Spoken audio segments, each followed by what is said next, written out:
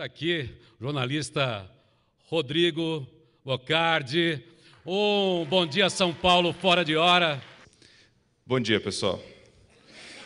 Eu enfrento um problema enorme nesses eventos, nesse horário, porque a única coisa que eu sei falar na vida é bom dia, viu? Me ensinaram, há 2 anos e meio estou nessa história, eu sempre fui um cara da noite, me ensinaram a falar bom dia para todo mundo, e hoje eu falo bom dia até para a sombra, é um negócio desesperador.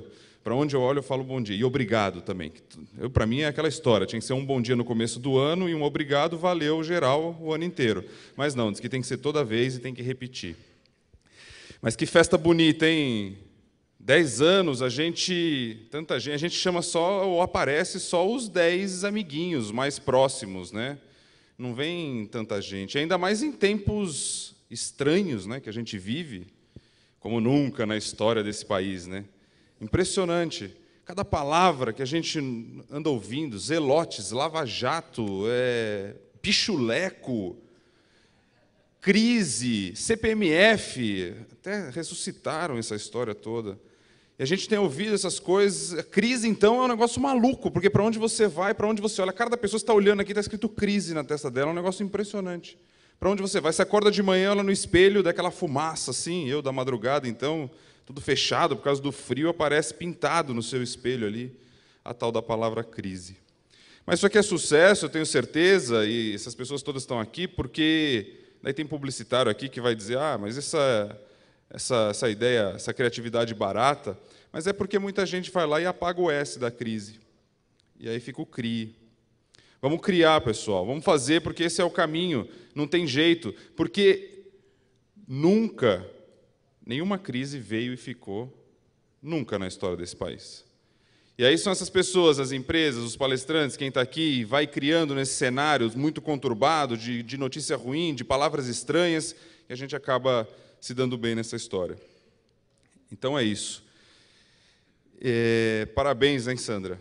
E obrigado, viu, pelo convite. A Sandra que acaba fazendo aí o meio do caminho entre eu e as empresas que querem a minha presença nos eventos, que querem muitas vezes ouvir dessa minha inquietação com relação ao futuro da comunicação. Quem acorda cedo e assiste, vê o trabalho que eu faço ali, ou que tento fazer todos os dias, bem diferente daquilo que foi feito até agora, porque eu sou um cara totalmente incomodado com esse momento, com essa mudança da comunicação, de não saber onde isso vai parar, o que vai acontecer, né, no futuro, com a comunicação geral da mídia, a comunicação das empresas, a comunicação das pessoas nesse mundo que a gente está vivendo, que é um privilégio, aliás, porque está cheio de desafio. Então, eu fico nessa inquietação e sempre buscando novas histórias, botando a minha opinião nesse caminho, no que eu aposto. A Sandra acaba fazendo esse meio de campo aí. E, para mestre de cerimônia, são as palestras sobre essa questão da comunicação, mediar debate, que eu adoro, botar a minha provocação ali no meio, se de preferência tiver várias pessoas ali, todas elas começarem a pular em cima do outro, é melhor ainda. E daí, para não perder a oportunidade, ela não botou aqui uma mediação de debate, mas me botou numa pequena entrevista. E vai ser a primeira. E daí a primeira, a gente nunca esquece, né? Ou o primeiro. Washington Oliveto, por favor, vem cá, divide comigo aqui. Se eu não me engano, a W Brasil foi fundada quando o Brasil estava em crise. Aliás, quando, né? É difícil a gente achar um momento que o Brasil não estava em crise, mas, enfim, o Brasil é essa onda, essa emoção, a gente adora. Então, eu aproveito agora. O que você está criando agora, então? Olha, o publicitário brasileiro, particularmente, tem um know-how de crise muito grande. A gente já trabalhou em todos os tipos de crise, inclusive em crises de prosperidade, que é um outro tipo de crise, né? Eu, quando fundei a W Brasil, em 86, o país vivia uma crise, e depois a gente atravessou uma outra ainda pior, que foi no período do Plano Collor. Foi muito curioso que, naquele momento, a gente foi a única empresa, possivelmente da nossa atividade no mercado, a pagar os salários aquele mês que a Zélia confiscou o dinheiro, porque a gente percebeu que nós poderíamos criar coisas para os nossos clientes de varejo, tipo supermercado e posto de gasolina, que tinham dinheirinho todo dia. e a gente se salvou daquele jeito. Agora, na W Macan, é um exemplo muito claro. A W Macan surgiu em 2010, quando eu fiz a fusão da W Brasil com a Macan, e tivemos uma performance espetacular. Pois bem, a gente terminou 2014 batendo um recorde que era de 2009 da W Brasil, o maior crescimento de uma agência grande. A gente bateu esse recorde em dezembro de 2014, que foi a semana passada. E, no entanto, fechamos esse primeiro semestre de 2015 sem ter perdido nenhum cliente, ganhando clientes, tendo o pior semestre da nossa história. Então, esse é o Brasil, é o que acontece. E a gente fala muito é que vai discutir crise, e daí fica todo mundo, não, mas que crise, crise. O que acontece com a gente é que a gente viveu uma ilusão de quantos anos? De 8, de 10 anos, e a gente está voltando ao que a gente era. E o Brasil é isso, é esse sobe e desce. E você, com essa experiência toda, pode dividir com a gente o que é que leva a ter esse resultado nesse primeiro semestre agora? Você não ter o abandono de ninguém, você ter todo mundo na mesma luta, esperando só que isso passe. Porque tem uma lógica profunda. Por exemplo, você pega um cliente como o meu cliente Chevrolet, ele faz parte de um mercado que está totalmente encolhido, um mercado que vinha numa prosperidade muito grande. Eu te diria que dos meus clientes, que são muito grandes, na maior parte, os únicos dois que estão tendo uma performance, um normal, é o Bradesco, e o outro, inclusive, crescendo e bastante, é a Seara, com uma política de comunicação muito agressiva. Existe também um exemplo, né, nesse momento, né, que a Seara, particularmente, ela demonstra que a empresa que continua investindo no momento tido como difícil, ela tem uma vantagem muito grande, porque ela vai lavrando uma posição, ela vai crescendo. O incômodo que a gente está criando na vida da Sadia com o Seara, com a brincadeira do S de Seara e tal, é muito claro pela agressividade da comunicação. Uma outra coisa que a gente tem muito clara nesse momento é o seguinte, né? Cada vez mais, no momento de crise, o que vale é a grande ideia. E a grande ideia é a única certeza que a gente tem na profissão de um criador de publicidade, uma agência de publicidade. Eu vivo em dúvida de absolutamente tudo. Agora, uma coisa eu não tenho dúvida, que a grande ideia continuará sendo fundamental, porque mudam as mídias, aí surge aquela coisa bobinha até de dizer, olha, agora vai desaparecer isso, vai desaparecer aquilo. Não, nada vai desaparecer, tudo vai se interligar. Agora, tem que ter uma grande ideia. Até porque muitas coisas que parecem novas, na verdade, elas têm a representação de uma nova tecnologia. Vamos dizer, rede social. A rede social sempre existiu. Um bando de velhinhas italianas no Brás, falando mal da filha da vizinha, era uma rede social. Hoje, a tecnologia é outra. Por exemplo, o Instagram. O que é o Instagram, no fundo? Lembra aqueles chatos que projetavam slide quando voltavam de viagem? E serviam fondue para os amigos? O Instagram é o chato do slide sem o fondue. Eu vou te acrescentar só mais um, não te interrompendo, mas indo num evento desses, numa viagem, não tinha nada a ver com isso, mas uma pessoa que ia participar lá do evento, que tratava de outro assunto, ele foi junto no voo comigo, foi um convidado do evento, ele criou um aplicativo que se chama PIP, que é de receitas. Você bota no aplicativo a sua receita, você bota uma foto do prato e você clica na foto, você vê a receita. É o livro de receitas que a gente trocava, ou muita gente trocava. Sim, basicamente, as Dona Benta seculares. E isso vai se repetindo normalmente. Agora, o que acontece é o seguinte, seja qual for o mecanismo, se não tiver uma grande ideia, não acontece nada. Que, aliás, isso vale na publicidade, vale no jornalismo. Por melhor que seja o equipamento que uma grande emissora possa comprar, se a reunião de pauta não for boa, não acontece coisa nenhuma. O jornal fica vazio no dia seguinte, é o que eu falo para todo mundo. Ele é um vazio. Amanhã eu tenho 1h30 pela frente, ele está vazio. Vocês me ajudem, por favor, a preencher isso aí. Você imagina o espaço que tem para vocês preencherem, né? É o que eu falo todo dia. Agora, o que te motiva esse próprio cenário? Acaba sendo uma motivação, Washington? Olha, eu não diria que a crise é boa para quem quer que seja. Mas, sem dúvida nenhuma, a crise muitas vezes se demonstra numa oportunidade de demonstrar determinadas competências. Muitos ficam inseguros, muitos ficam com medo realmente. E aí existe uma motivação. A minha atividade ela é muito a criação do novo ou recriação do já existente. As duas coisas valem do mesmo jeito. É claro que quem tem mais experiência já viveu mais problemas e tem uma facilidade maior de conviver com eles. Mas, sem dúvida nenhuma, você precisa sempre aprender a raciocinar pelo inverso. Porque se tem alguém quebrando a cara em alguma coisa, é porque alguém está se dando bem com outra. E é onde dá para você gerar novas ideias.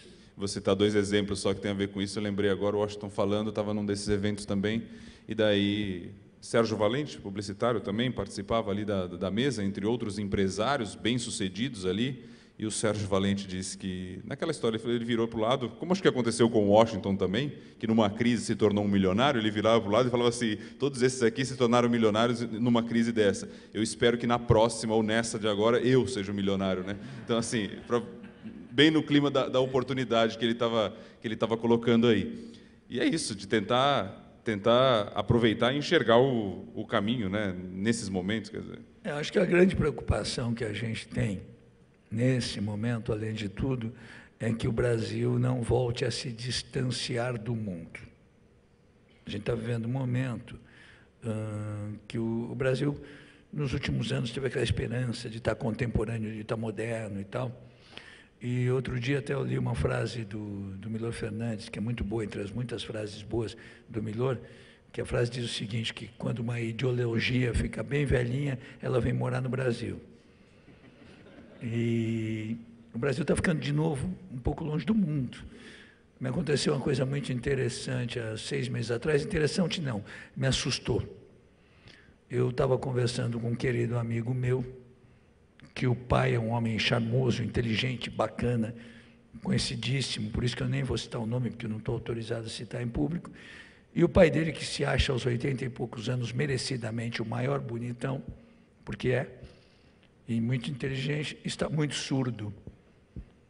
E aí eu liguei para o meu amigo, eu falei, escuta, faz o seguinte, vê aí, teu pai não está ouvindo as pessoas, vê um aparelho e tal. Ele falou, Washington, é o seguinte, eu comprei um aparelho de surdez, o mais sofisticado que existe, por $40 mil, e ele não usa por vaidade, porque não quer ser visto com aparelho de surdez.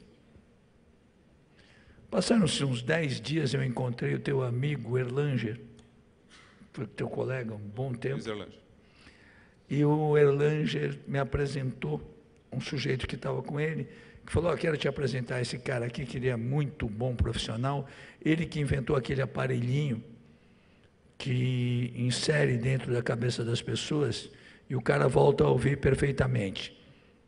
A cada 5 anos dá uma aberturinha na cabeça do cara, troca a pilha e continua.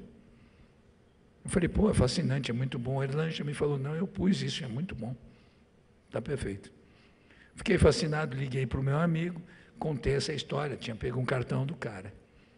Corta 2 meses atrás, eu estava lendo o Estadão, e tinha uma entrevista de uma senhora, que ela dizia que, por ter sido mergulhadora há muito tempo, ela tinha perdido boa parte da audição, mas que ela estava muito feliz, que ela tinha implantado esse chipzinho e estava ouvindo perfeitamente. Aí o repórter perguntava para ela se tinha alguma rejeição. Ela falou, olha, não tem. A única coisa é que, principalmente no início, nos lugares públicos, com muita mistura de som, os sons demoram para se equalizar. Mas eu não estou tendo esse problema, porque eu estou morando na Inglaterra, meu marido é de uma multinacional, e foi transferido para a Inglaterra, e na Inglaterra, nos lugares públicos, já tem um equalizador disso. Eu cheguei em casa, olhei para minha mulher, falei, olha como a gente ficou longe do mundo de novo. Esse negócio é para surdo, que é minoria. É para surdo rico, que é a minoria da minoria. E na Inglaterra já tem lugar público. E realmente a gente está voltando a ficar longe do mundo. O Zé Eframovich, da Avianca, não sei se foi algum publicitário que contou para ele, mas nessa discussão também sobre isso, ele falava que a diferença entre o pessimista e o otimista, né? Vocês já ouviram essa já, não? É boa, né? O otimista foi o cara que criou o avião e o pessimista criou o paraquedas. Aí você vai percebendo a diferença entre um e outro. E ele mesmo acrescentou sobre essa história dos milionários na crise para se justificar, dizendo que você quer ser um milionário é fácil. Você monta uma empresa de avião, você vai precisar de alguns bilhões, daí logo você vira um milionário. Sobretudo aqui no Brasil. Você sabe que essas histórias dos folclores das crises, eu fiz uma reunião a semana passada com um grande empresário que ele tem uma série de empreendimentos em Miami. E o grande público dele nos últimos anos estava sendo a brasileirada, que adora Miami. Até porque Miami tem uma peculiaridade, né? Eu brinco que Miami, eu não sou um cara que frequente Miami, mas eu brinco que Miami tem uma característica que é uma cidade que fala uma língua chamada similar. Fala similar de inglês, similar de espanhol, similar de português. Mas isso facilita a vida de muitas pessoas. E esse senhor vem vendendo muitos apartamentos para brasileiros. E apartamentos caros, de 4, 5 milhões de dólares. Aí eu fiz uma reunião com ele, uma reunião de trabalho. Eu falei para ele, escuta, agora que o dólar mudou tão brutalmente, o seu negócio sofreu alguma alteração, algum problema? Ele falou, não, para te falar a verdade, não, porque os brasileiros ricos que compravam os meus imóveis, compravam porque o Brasil está ruim. E agora eles continuam a comprar porque o Brasil está bom. E agora eles continuam a comprar porque o Brasil está ruim.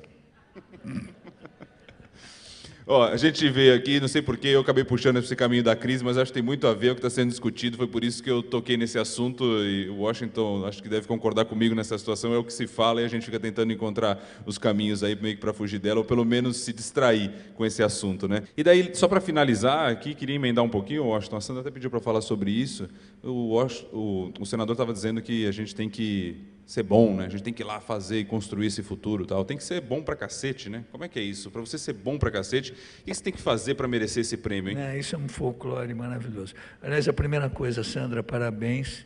Eu sou, sem dúvida nenhuma, o palestrante que mais mão de obra dá para a Sandra, porque a minha agenda é uma tragédia, a W Macan é um vampiro, então a minha agenda normalmente não tem espaço algum.